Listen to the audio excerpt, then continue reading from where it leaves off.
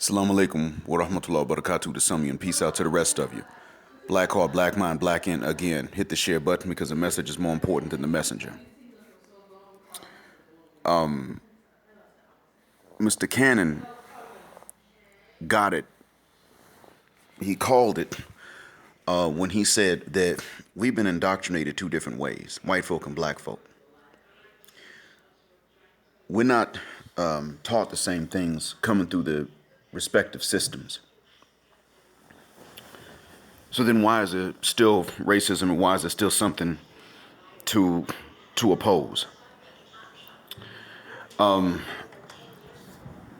First thing is that, as he said, the indoctrination and the education, because those are two different things, but the whole orientation between the good and the bad, between what is canon, not Caesar canon, but what is canon with one N and then O-N, meaning what is canonical, what is, i.e., church teachings that you're not to question, and then what you are to question and discuss. Both are presented vastly different between black folks, white folks, and even classrooms that are both.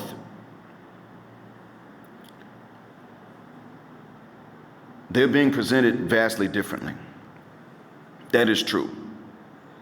You see, the thing is that I'm gonna tell you all what happens in these white circles.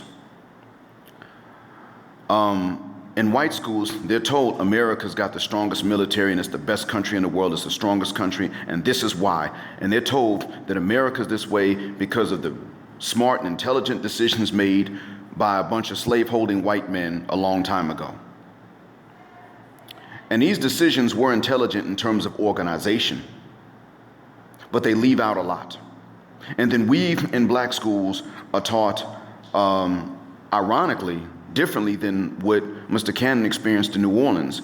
We were taught the Pilgrims came over and they started America, even though it wasn't the Pilgrims. You get the idea. And then America's strong and organized, and then they came and got you niggas in Africa to do the work because y'all were uncivilized. And that's what we were taught while I came up in black schools. What he was taught was actually more revolutionary. That had a good and a bad thing to it, because I won't front. As an old school pro-black, I have always said, and will maintain, as an old school pro-black, we are not here for the shiganit. We are not here, and it is not pro-black to sit up and promote dysfunctional behavior. It is not pro-black to view yourself through a stereotypical lens that your enemy has of you. You don't look at King Kong movies and say, this is how I'm supposed to act. You don't look at Tarzan movies and say, this is how I'm supposed to act. You don't look at their movies about heroes and criminals and say, okay, that's how I'm supposed to act. But there was one other thing about this that happened in the homes of whites, and I know this. See, a lot of us may not know, but I do. Because I also went to white and black schools growing up. And this is how I learned the juxtaposition. And this is why I chose to be pro-black, but I was not going to sit up and act like any white person was automatically the devil. Because I knew that there were those that were not. But I also understood something else. Anyway, I'm going to tell you what happens in their homes. In addition to Charlotte's Web, The Nutcracker, the musicals to which they were exposed coming up, it is very true.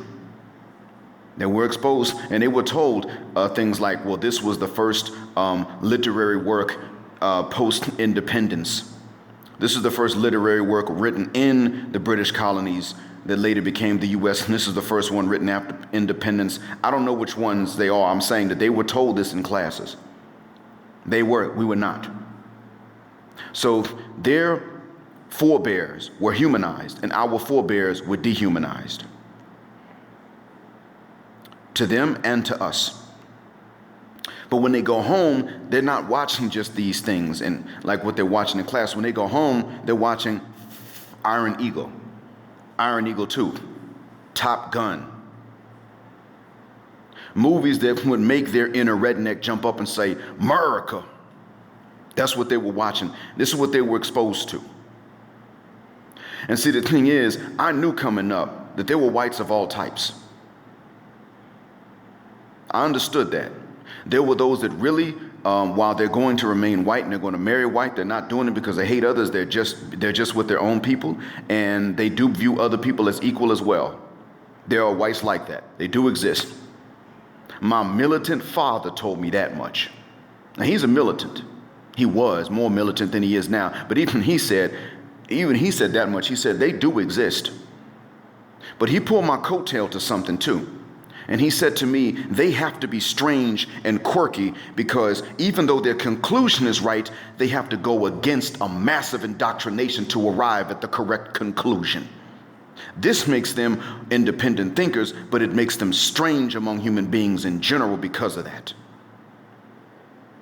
Because they have to think abnormally deeply and abnormally morally for any race of people in order to arrive at a true conclusion that we start our lives off as equal and that our only inequalities are based on the moral decisions that we make. Now, my pop sat me down, told me this.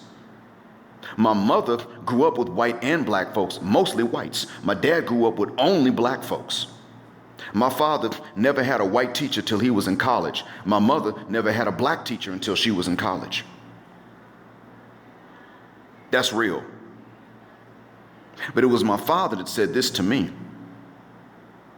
Now, my mother told me and my brother, son, white folks don't have to hate you to love being white.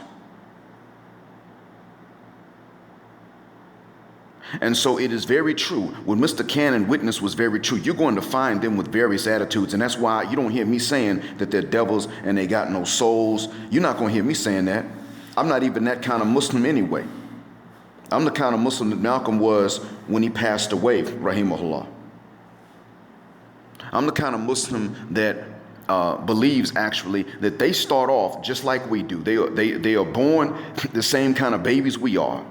And they're going to develop intellectually the same ways that we would. And they're going to begin to think critically and make choices. And the older they get, the more educated a choice they're going to make, as long as they have the knowledge.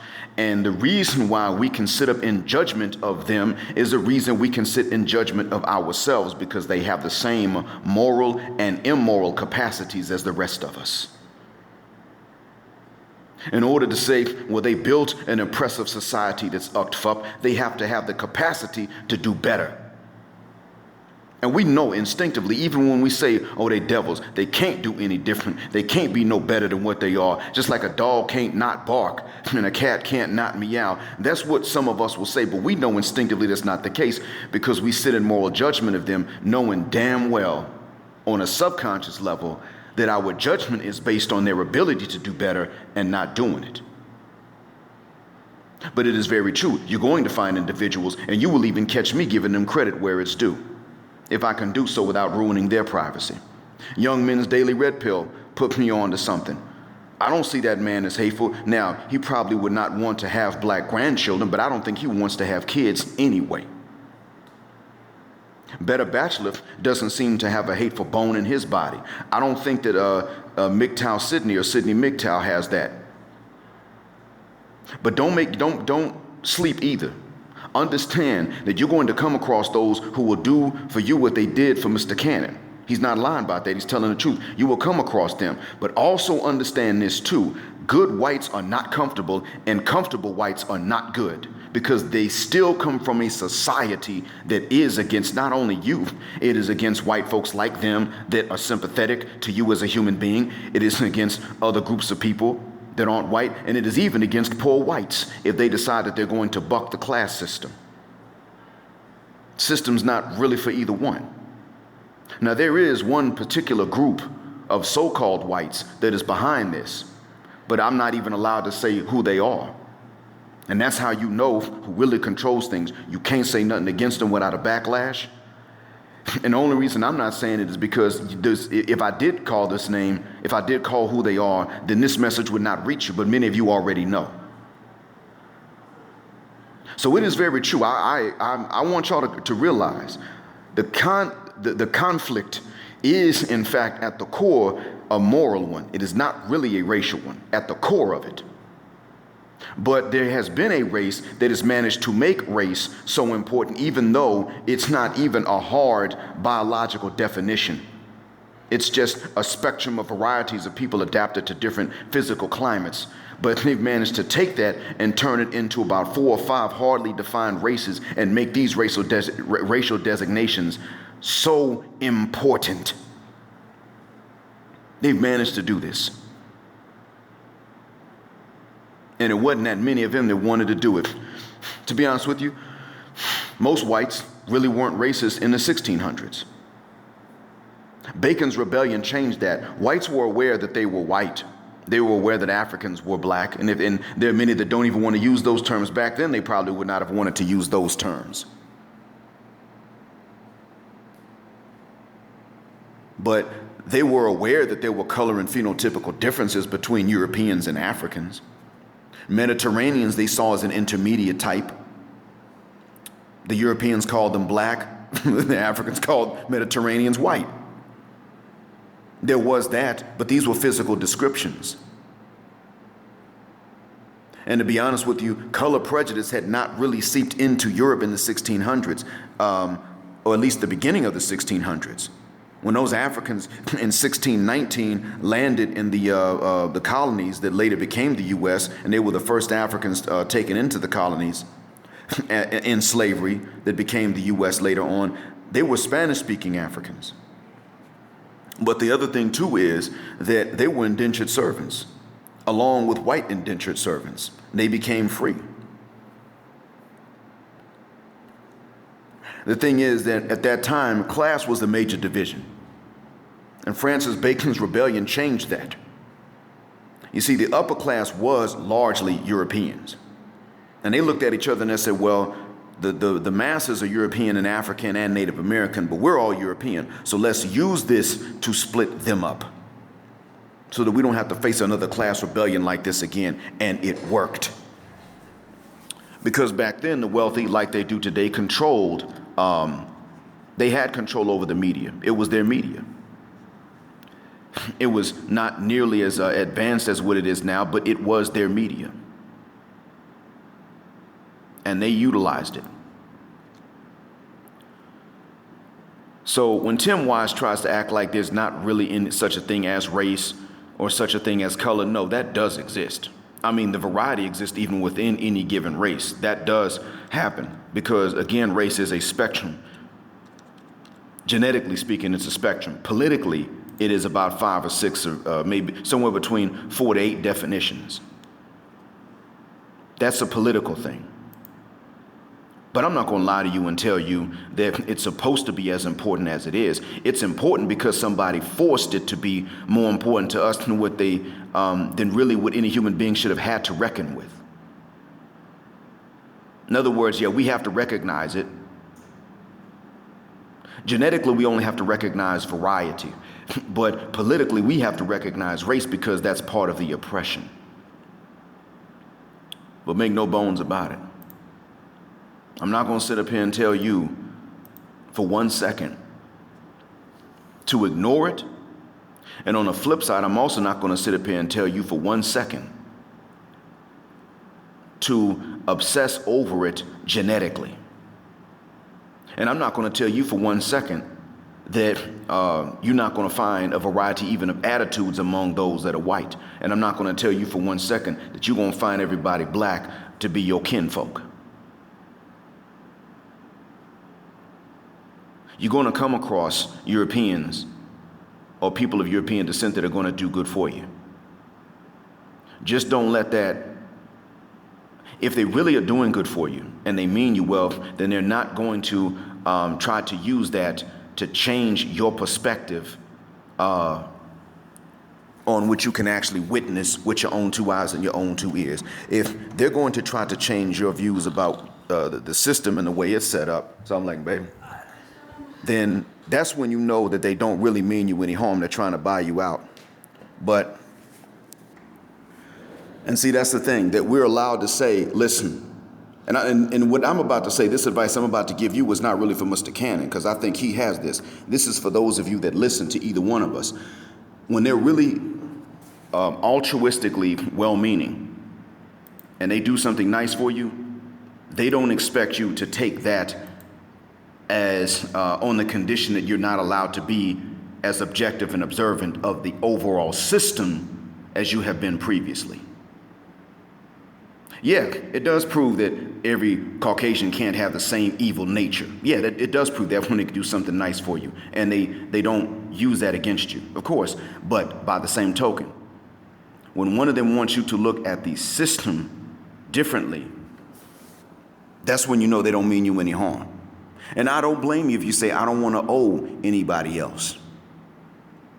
Because you may be one of those that really wants to go against the global or the international system of white supremacy. And if you do, hats off to you. But everything has a balance. And if you're not really going to go against it, you might as well accept whatever favors from whoever's willing to do them for you that you can find. Because if you're not really going to go against it, it doesn't matter if you owe somebody of another background. Everyone owes someone of another background because of some good that was done for them. I got to go teach now, so catch you on the next one. And God bless Mr. Cannon for his sincere attempts at justice and fairness, and the rest of those who choose to be the same way. Black heart, black mind, black out. Assalamu alaikum.